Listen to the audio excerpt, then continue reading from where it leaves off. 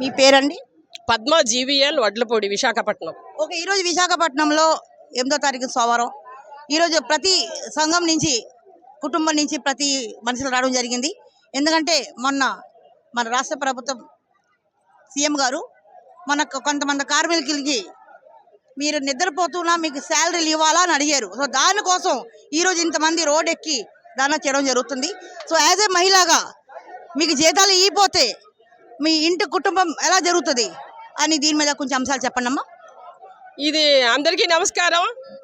తండ్రి లాంటి సీఎం గారికి నా రిక్వెస్ట్, అలా అంటే చాలా అసలు పొరపాటు. ఎందుకంటే ఈ స్టీల్ ప్లాంట్కి నిన్న కాక మొన్న మీరు వచ్చారు. ఇది 40-50 సంవత్సరాల నుంచి ఎంతో మంది త్యాగం చేసి సాధించుకున్న స్టీల్ ప్లాంట్. అలాగా అసలు మాట్లాడుకుంటా ఇంత ప్రొడక్ట్ ఇంత అభివృద్ధి ఎంత చెందింది అంటే ఇప్పుడు అది తప్పు. అలా ఆ మాట అన్నారేమో, నేను వెళ్ళలేదు, నాకు అంత ఐడియా లేదు. కానీ మా నిర్వాసితులకు చాలా అన్యాయం జరిగింది. చాలా మంది చదువుకోకపోతే కూలీ నాలీ చేసి మా భూములు ఇచ్చి, మా పంటలు ఇచ్చి, మా ఇల్లు వాకులు ఇచ్చి రోడ్ల మీద తిరుగుతున్నారు. ఈరోజు మాకు చాలా అన్యాయం జరిగింది. ఎవరు మాట కానీ ఈ మీటింగ్లే ఒకప్పుడు ఎప్పుడో పెట్టవలసింది. మీరు గెలిచి మాకు హెల్ప్ చేస్తారని చాలా ఆశతో చాలా మందికి ఓట్లు వేయించాం.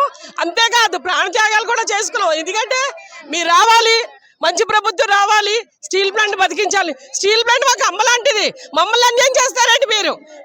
ఎక్కడెక్కడ నుంచో వచ్చి సెటిల్ అయిన వాళ్ళు. మా ఊరు, మా ఇంత, మా ప్రపంచం, మా ఇది, మా స్టీల్ ప్లాంట్, మా స్టీల్ ప్రాణాలని ఇక్కడే పోతాయి. కానీ మేము అడిగి కదిలేది లేదు.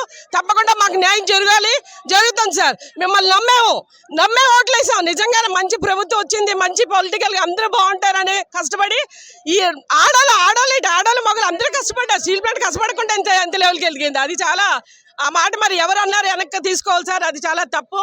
పడుకుంటే డబ్బులు ఎందుకు ఇస్తారు సార్? పడుకుంటే ఎలా వాళ్ళకి అభివృద్ధి ఎలా చెందుతుంది? అది మాత్రం నేను ఖండిస్తున్నాను.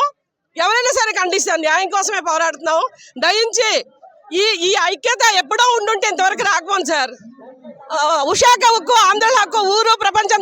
మేము అక్కడ అమరావతి కూడా వచ్చాను సార్. అమరావతి కూడా వచ్చి వాళ్ళకి కూడా సేవ చేసి మాట్లాడాను సార్. లేడీగా ఉండినా చాలా ప్రయాణాలు చేసాం, చాలా రిక్వెస్టులు చేసాం. ఆ విమల విద్యాలయ ఆ స్కూల్ అన్యాయం చేసింది సార్. స్కూల్కి కూడా పోరాటాలు చాలా అన్యాయం జరుగుతుంది. స్టీల్ ప్లాంట్ కోసం ఏమైనా జరిగితే మట్టుకు దానికి అన్యాయం జరిగితే మాత్రం మేము ఊరుకునేది లేదు. స్టీల్ ప్లాంట్ మాకు తల్లి లాంటిది. हमारे माँ के जैसे स्टील प्लांट को धोखा देना से, कार्मिकों को धोखा देने से हम नहीं रोकेंगे। हम जरूर मैडम लड़ाई करेंगे। एक्चुअली बहुत लोग बोलते हैं कि ये स्टील प्लांट राष्ट्र प्रभुत्व का एंड अपना केंद्र जो पीएम नरेंद्र मोदी जी है उनके सहकार से ही आज ये स्टील प्लांट प्राइवेटाइजेशन हो रहा है। वो भी प्राइवेटाइजेशन करके वो अपने क्या बोलते हैं अदानी साहब को और पता नहीं उनके मतलब ताल्लुक के व्यक्ति लोग को बेच के प्राइवेटाइज कर रहे। तो आप इसके लिए आप क्या बोलना चाहेंगे नरेंद्र मोदी सर को? मोदी साहब को नमस्कार सर। आप आके देश भर हिंदू के लिए, सबके लिए सब कोशिश की है, लेकिन हमारा स्टील प्लांट के बारे में आपको क्या इतना गुस्सा है? हमें क्यों धोखा देते हैं? हमें क्यों मारते हैं? आप माँ को बिक्री करेंगे? ऐसा नहीं करना चाहिए। गरीबों को गरीबी में रखते हैं, अमीरों को अमीरे करते हैं। ऐसा नहीं करिए सर। आप बहुत सारे लोगों को, गरीबों को जन्म दिए थे, कुछ सहायता किए थे, दुनिया भर आपके लिए सुनती, लेकिन स्टील प्लांट के बारे में आप क्यों ऐसे सोचते? दया करके स्टील प्लांट के बारे में अच्छा सोचिए, हमको न्याय करिए। हम भी आपके बच्चे के जैसे हैं। स्टील प्लांट हमारा माँ के समान है। माँ को कोई दिक्कतें करेंगे तो बर्बाद हो जाएंगे। मेरी रिक्वेस्ट है, मेरी प्रार्थना है, आप जरूर हमें हेल्प करेंगे। पता नहीं है आपको स्टील प्लांट में क्या हो रहा है, क्या नहीं हो रहा। आऊँगी सर, आपके सामने आके स्टील प्लांट के बारे में मैं सब बताऊँगी। कितना उन्नति करते हैं महिला लोग, कितना कोशिश करते हैं, स्टील प्लांट के लिए कितना रात भर काम करते हैं, हम दिखाएंगे और साबित करेंगे कि स्टील प्लांट को बिक्री नहीं कर पाएंगे। Thank you sir. आज यहाँ हमारी सचिमा విశాఖ ఉక్కు ప్రైవేటీకరణకు వ్యతిరేకంగా మరి ఈరోజు విశాఖ ఉక్కు నిర్వాసితుల సంఘం ఆధ్వర్యంలో నిరసన దీక్ష కార్యక్రమం జరుగుతుంది. దాదాపు 66 గ్రామాల నుంచి 22,000 ఎకరాలు భూములు ఈ స్టీల్ ప్లాంట్ నిర్మాణానికి ఇచ్చి 3 దశాబ్దాలుగా అంటే 45 సంవత్సరాలుగా ఉద్యోగాలు వస్తాయన్న ఆశతో ఈరోజు ఇప్పటి వరకు కూడా నిర్వాసితులందరూ కూడా ఎదురు చూస్తున్నారు. మరి కేంద్ర ప్రభుత్వం కానీ రాష్ట్ర ప్రభుత్వం కానీ స్టీల్ ప్లాంట్ ప్రైవేటీకరణ చేస్తామని చెప్పేసి నిర్ణయాన్ని వెనక్కి తీసుకోకుండా ఇప్పటికీ కూడా నిర్వాసితులను ఇబ్బంది పెడుతున్నారు. మరి గతంలో ఎప్పుడు కూడా వైఎస్ఆర్సీపీ ప్రభుత్వం అధికారంలో ఉన్నప్పుడు ఎప్పుడు కూడా ఉద్యోగస్తులను తీయటం కానీ, లేకుంటే బలవంతపు విఆర్ఎస్లు ఇవ్వటం కానీ, లేకుంటే అలవెన్సుల పేరుతో ఉద్యోగుల జీతాలను కట్ చేయటం కానీ, కాంట్రాక్ట్ కార్మికుని తొలగించడం కానీ ఏ రోజు జరగలేదు. మరి ఈరోజు కూటమి ప్రభుత్వంలో ఇవన్నీ కూడా జరుగుతున్నాయి. ఎందుకంటే వాళ్ళ ఉద్దేశం ఒకటే, స్టీల్ ప్లాంట్ ప్రైవేటీకరణ చేయటం. స్టీల్ ప్లాంట్ ప్రైవేటీకరణ వ్యతిరేకంగా ఈరోజు నిర్వాసిత సమస్య అంతా వాళ్ళు కోరుకునేది ఒకటే, వాళ్ళకి శాశ్వత ఉపాధి కల్పించాలి. 8,500 మంది ఆర్కార్డులు ఈరోజు ఇంకా ఉన్నారు. వీళ్ళందరూ కూడా 3 దశాబ్దాలుగా భూములు ఇచ్చి కడు పేదరికంలో మగ్గుతూ ఉపాధి కోసం ఎదురు చూస్తున్నటువంటి సుదీర్ఘకాల నేపథ్యం. మరి వారందరూ కూడా అడిగేది ఒకటే, ఇస్తే ఉద్యోగాలు ఇవ్వండి, లేకుంటే మా మిగులు భూములు మాకు ఇవ్వండి అని చెప్పేసి ఈరోజు ముక్త కంఠంతో అన్ని నిర్వాసితుల కాలనీ నుంచి మహిళలు, పెద్ద ఎత్తున యువత వీళ్ళందరూ కూడా ప్రభుత్వాన్ని డిమాండ్ చేస్తున్నారు.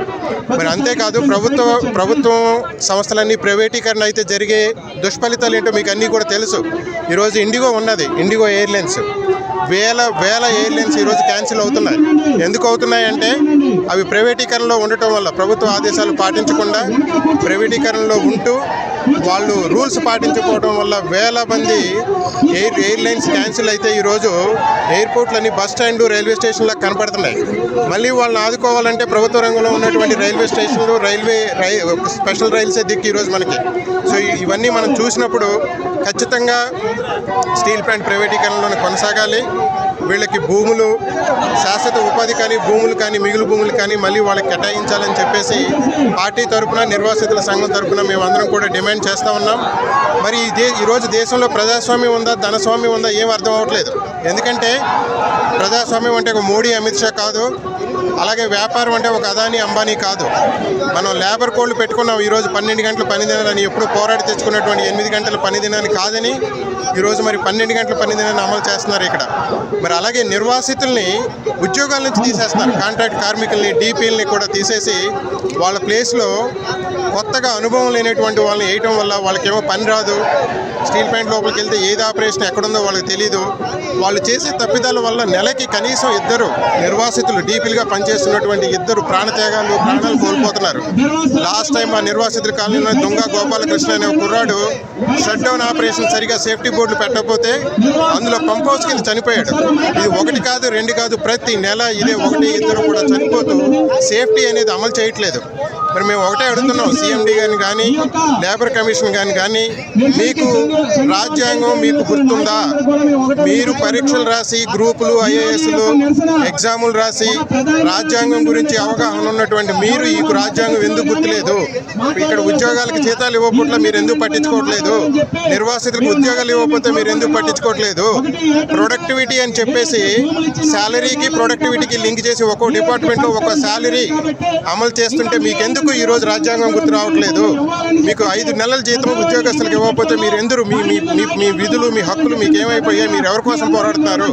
ఇవన్నీ కూడా ఈరోజు నిర్వాసితులు ప్రశ్నిస్తున్నారు. మీరందరూ, మా అందరి డిమాండ్ ఒకటే, ఇన్ని రోజులు ఇబ్బంది పడుతున్న నిర్వాసితులకు ఉపాధి ఇవ్వండి, లేకుంటే వారి మిగులు భూములు వారికి ఇవ్వండి అని మేము డిమాండ్ చేస్తా ఉన్నాం. ఇప్పుడు ఇంకోటి, వీళ్ళు ప్రైవేట్ కారణం ఎందుకు చేస్తారు? అసలు ప్రభుత్వం ఏ లాభం ఉంది? వీళ్ళు అదాన్యాలకు పెంచుతున్నారా, లేకపోతే వీళ్ళు క్యాష్ చేసుకుంటున్నారా? మేడం విశాఖపట్నం చూస్తే ఒకటే, విశాఖపట్నంలో కోర్టు ఉంది. కోర్టు అదానీ చేతిలో ఉంది. ఇప్పుడు కొత్తగా గూగుల్ డేటా సెంటర్ పెడుతున్నారు. అది అదానీ గూగుల్ డేటా సెంటరు. వాళ్ళకి మన భూములు కావాలి. స్టీల్ ప్లాంట్లో భూములు ఉన్నాయి, దాదాపు మిగులు భూములు 9,000 ఎకరాల చిల్లర భూములు ఉన్నాయి పోర్టును అనుకొని. స్టీల్ ప్లాంట్ ఏమైపోయినా పర్లేదు, ఆ భూములు వాళ్ళకి వచ్చేస్తే విశాఖపట్నాన్ని అదానీ సిటీగా మార్చేయాలనేది వాళ్ళ ఆలోచన. అందుకే పోర్ట్ ఉంది, గూగుల్ డేటా సెంటర్ ఉంది. ఇప్పుడు విశాఖపట్నం స్టీల్ ప్లాంట్ భూములు కూడా వాళ్ళకి ఇచ్చేస్తే దీన్ని అదానీ సిటీగా మార్చేయాలని ఒక ఆలోచన ఉంది. కాబట్టి మనకి సొంత గనులు ఇవ్వకుండా, మీరు ఒక విషయం గుర్తుంచిపెట్టుకోండి madam, SAIL, Visakhapatnam steel plant 2 ఒకటే. అక్కడ ఎంప్లాయీస్ మీద ఎక్స్పెన్సెస్లో 11% ఖర్చు చేస్తారు. సెయిలు అంతే ఖర్చు చేస్తుంది, విశాఖపట్నం స్టీల్ ప్లాంట్ అంతే ఖర్చు చేస్తుంది. కానీ రెండింటికి తేడా, సెయిల్కి సొంత గనులు ఉన్నాయి కాబట్టి వాళ్ళు లాభాల్లో ఉన్నారు. విశాఖపట్నం స్టీల్ ప్లాంట్కి సొంత గనులు లేదు కాబట్టి మనం నష్టాల్లో ఉన్నాం. మనకి గనులు ఇవ్వకుండా ఇంకా వస్తుందో రాదో అని తెలియనటువంటి మెటల్ స్టీల్ ప్లాంట్కి మీరు గనులు ఇస్తామని చెప్తున్నారు. కానీ దీనికి గనులు ఇవ్వకుండా దీన్ని నిర్వీర్యం చేసి దీన్ని అదానికి కట్టబెట్టాలనేదే ప్రభుత్వ ఆలోచన.